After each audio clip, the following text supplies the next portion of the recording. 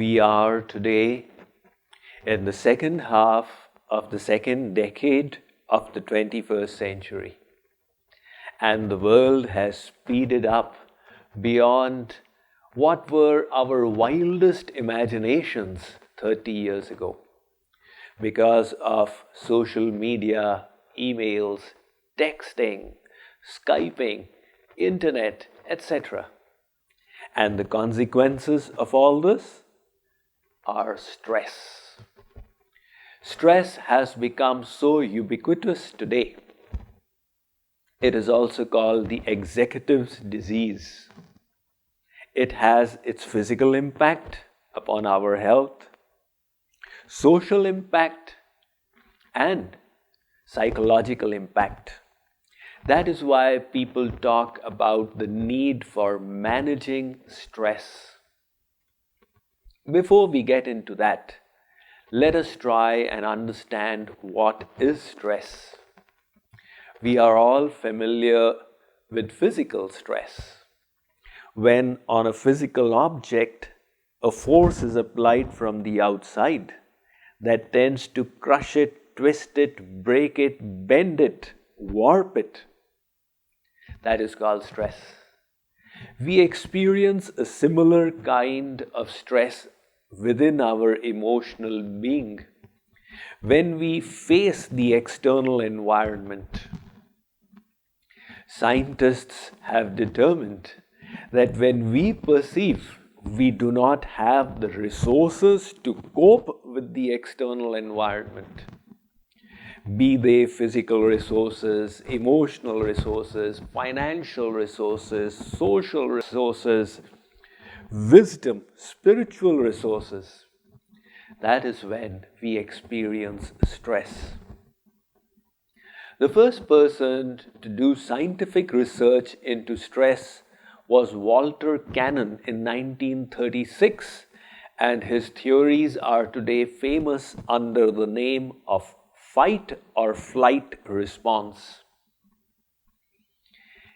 He found that when animals experience a threat from the external environment, their body pumps chemicals into their blood that makes the heart beat harder and faster.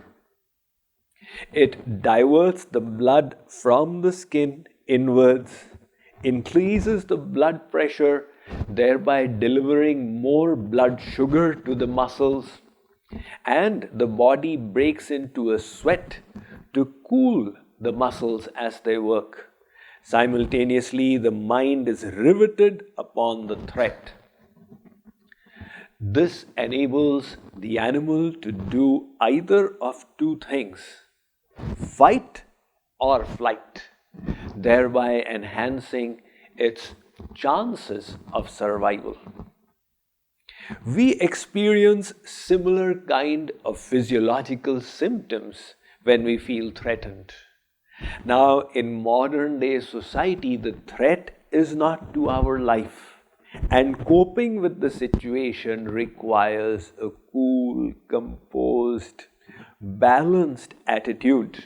If the heart is pounding away and the body is sweating, the mind is irritable and focused, fixated upon the threat, we cannot function at our best level. But that is how the body tends to respond. The consequences, so many diseases are related to the internal stress. To manage stress, consultants recommend a number of techniques: yoga, meditation, Tai Chi, Vipassana, relaxation, and the like. We have all heard of these. They are all beneficial. However, they are deficient in one thing. They do not go to the root of stress. It is like somebody having malaria. That's an internal disease. The external symptom is fever. Now you take chloroquine to cure the fever. and ignore the internal disease, the fever will go away, but it will come back. Similarly, you employ these techniques, the stress is temporarily alleviated, but then it comes back. And if we can understand the root cause of stress, we can then eradicate it from there. The cause of stress is not taxing or difficult situations. Difficult situations are always there in life. They are a part of a mix of this world. They challenge us, and we are forced, while facing them, to grow emotionally, socially, spiritually. That is the nature of this world. Life pushes us downward, and to face it, we rise upward. So we should never expect a world without difficult situations. But the internal experience of stress is different.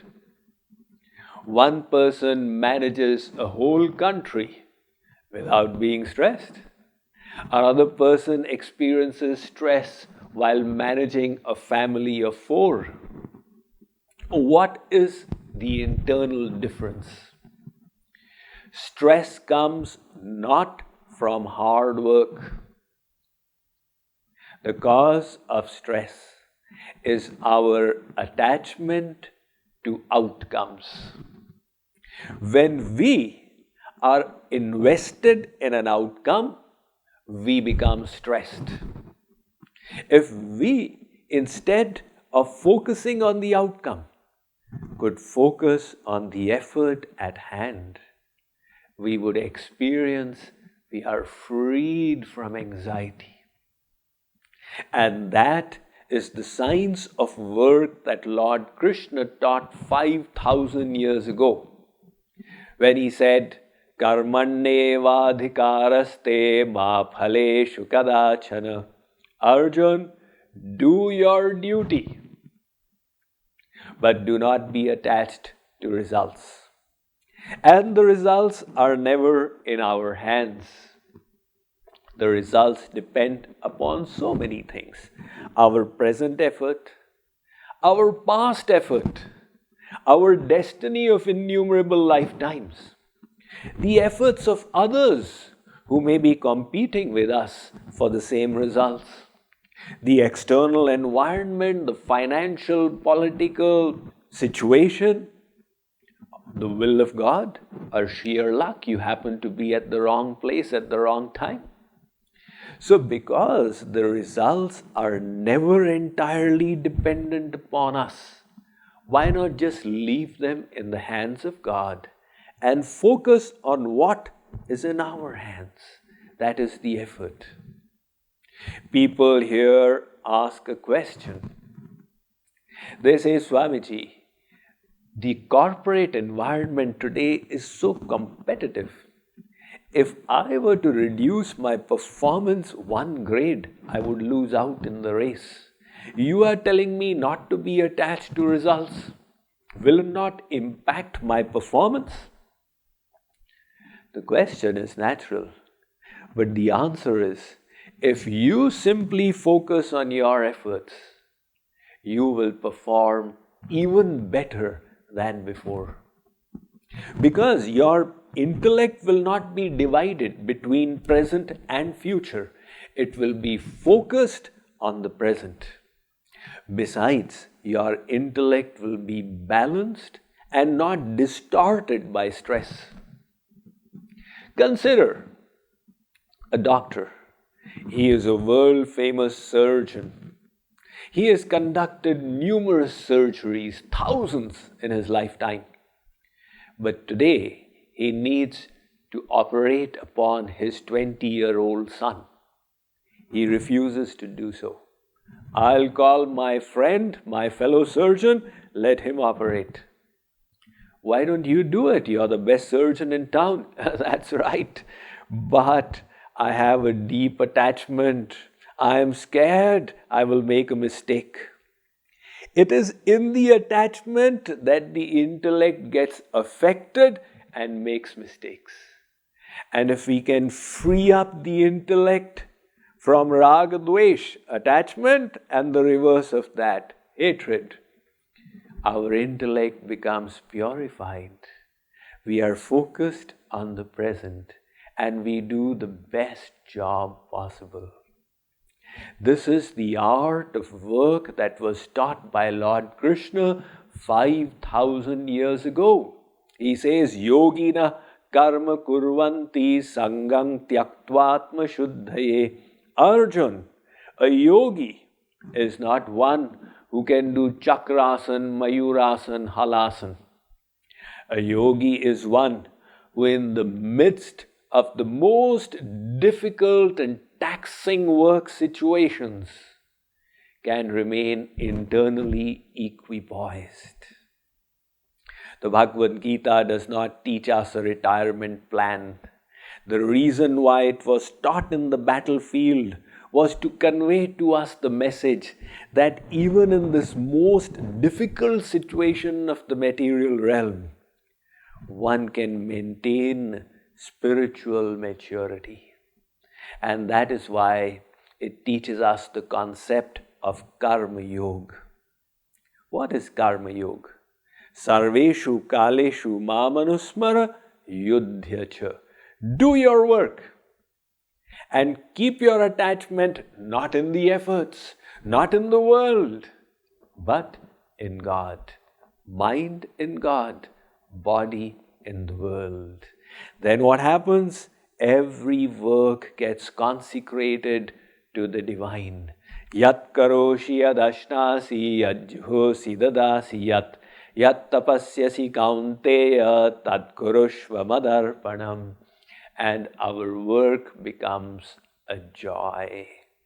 This is the way of truly and properly and deeply eliminating stress from the very root of our personality.